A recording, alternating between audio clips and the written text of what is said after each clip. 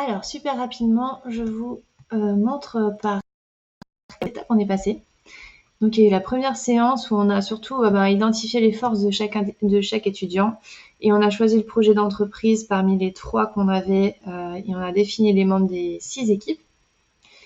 Ensuite, on a découvert le produit collectif à travers un brief. Donc là, vous pouvez revoir la vidéo. On a identifié les challenges principaux à relever. Voilà, à travers de toute une liste de questions qu'on a posées à Kamel et Guillaume. Ensuite, séance numéro 3. Là, on a choisi donc dans chaque équipe le challenge à relever et la zone à soigner, particulièrement sur l'application. Ensuite, en séance numéro 4, on a validé avec les commanditaires les challenges choisis par les étudiants et on a commencé à chercher de l'inspiration dans des produits qui existent déjà et qui pourraient nous inspirer pour améliorer e-collective.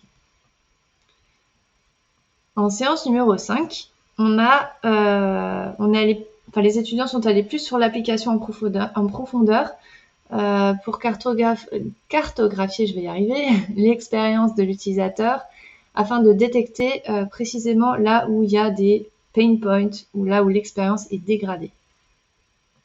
Donc ici, il y a ce travail qui a été fait par chaque équipe.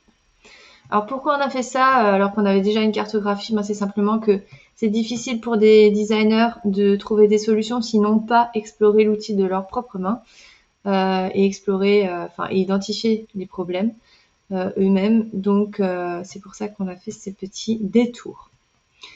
Ensuite, séance numéro 6, chacun a dû présenter ses sources d'inspiration à son équipe et ensuite on a fait le fameux exercice d'idéation où chacun produit des premières pistes avec des petites esquisses comme vous voyez, en cherchant surtout la quantité, donc on ne cherche pas à se brider, et on s'inspire les uns les autres puisqu'on rebondit sur les cases des autres personnes.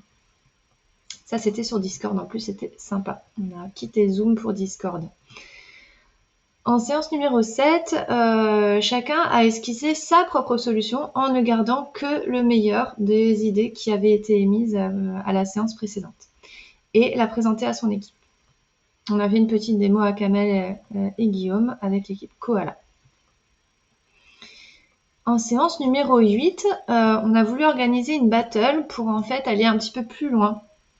Parce que les esquisses, restaient peut-être un petit peu en superficie c'était très long de présenter autant de solutions, donc finalement 6x4, 24 solutions à Guillaume et Kamel. Donc petite battle pour se remettre bien dans le sujet dans chacune des équipes. Et ensuite, chaque binôme a présenté oralement sa solution à Kamel et Guillaume, qui ont ensuite voté pour les concepts qui méritaient le plus d'être prototypés et testés. Enfin, séance numéro 10, les étudiants ont créé le storyboard pour bien visualiser concrètement les écrans successifs qui méritent d'être prototypés, donc à partir du concept qui a été retenu et voté par Kamel à la séance précédente. Et donc qu'ils pourront créer pendant les 3 jours à l'école. Donc les 3 jours à l'école,